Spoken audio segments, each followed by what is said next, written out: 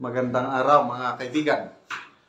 Good news po itong pag-usapan natin tungkol sa trust rating ni Pangulong Marcos Jr. ikumpara kay BP Inday Sara. Okay. Resulta ito ng survey ng Pulse Asia, isang credible na survey group. Pulse Asia, Publicus Asia, WR Numero. Ito yung mga pinagtitiwalaan ko na survey groups. Pag Okta at saka Tangerine, baliwala na yan dahil iba ang ano. So ito, post ng Inquirer.net, sabi, just in, among the 4 highest ranking national government officials in the Philippines, only Vice President Sara received a majority approval rating from Filipinos with at least 61% expressing trust in her. Pulse Asia latest full reveals. Ito. Sinulat ko, sinamarize ko, no? Dito na sa aking notebook para may kodigo ako. No, March 23 to 29 ang survey. So, I think nasa nasa Netherlands si BP Sara itong survey period na ito.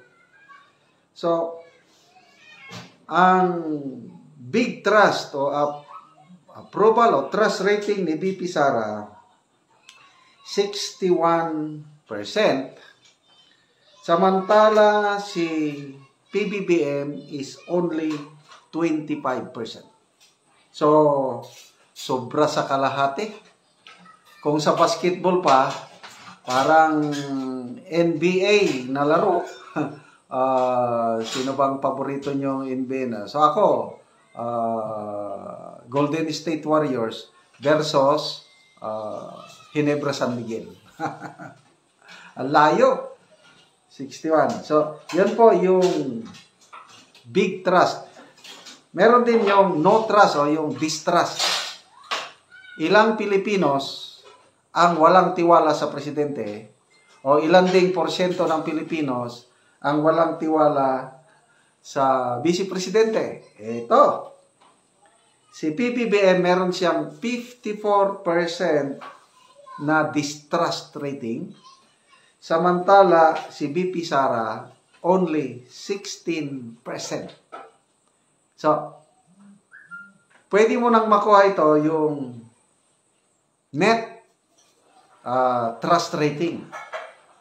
I-minus mo lang yung distrust,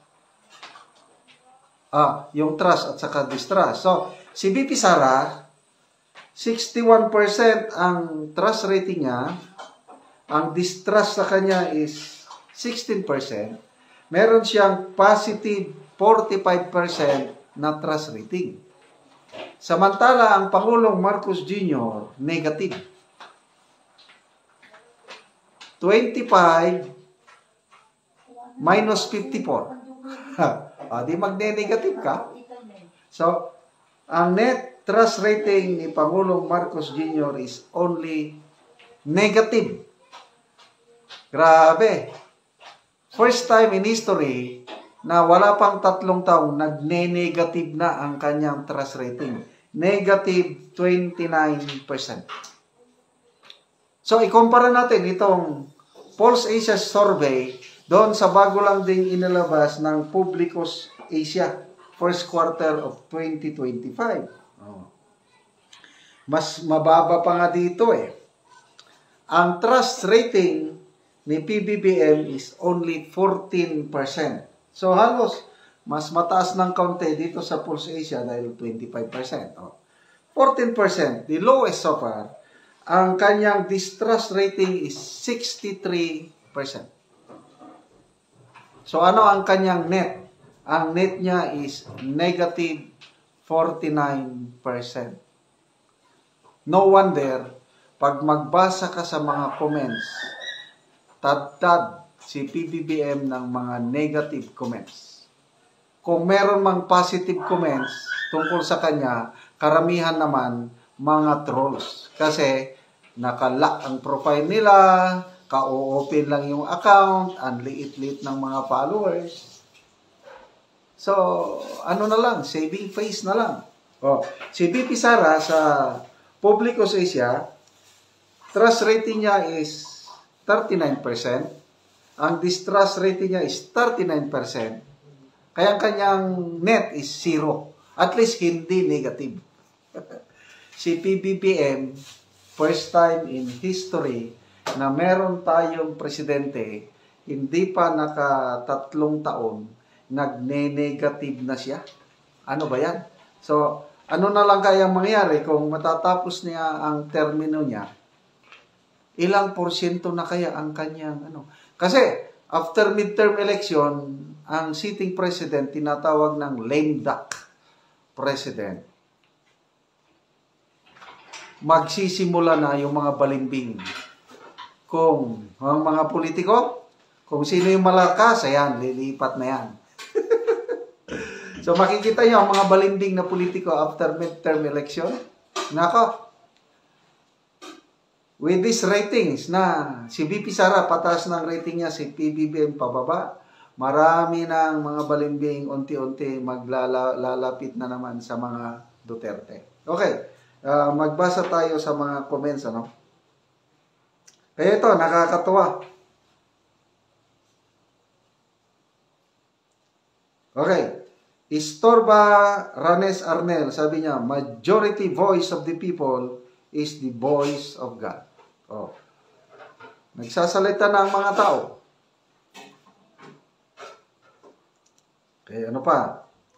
Marami ang hindi naniniwala. Mga loyalist, sabi nito, loyalist ito. Alice Mexico. Too good to be true. When money talks, everybody listen. Itong survey ng Pulse Asia, kung binayaran man ito ang nagbabayad, strat-based group. Ano ito? Hindi ito grupo ni VP Sara ang nagbayad kung commission survey. Hindi nila matanggap. Ito, sabi, so alam na, VP Sara 2028 will be president now. All the Bangag allies, good luck. Yes! Pag ganito, ang trend, alam na natin sinong presidente. Kaya importante, sa impeachment trial, manalo si VP Sara. Kailangan natin ng mga senador. Duterte plus 2.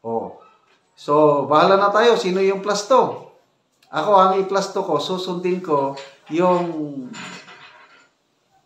inendorso ni PRRD at ni VP Sara. Walang iba si Senator Amy Marcos at saka si Congresswoman Camille Villar. Yan ang aking plus 2. Kaya salamat mga kaibigan sa inyong pagsubaybay sa ating channel. Nakakatulong kayo ng malaki sa Tribong Talandig. Ang sweldo natin sa channel na ito is pantulong sa Tribong Talandig.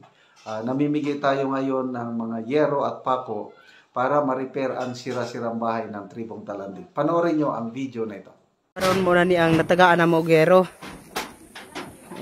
Ni anagyod. O na ni ang kuan sa mag-atop na sila karon. Og mo na ni ang atop sa natagaan na mo gero.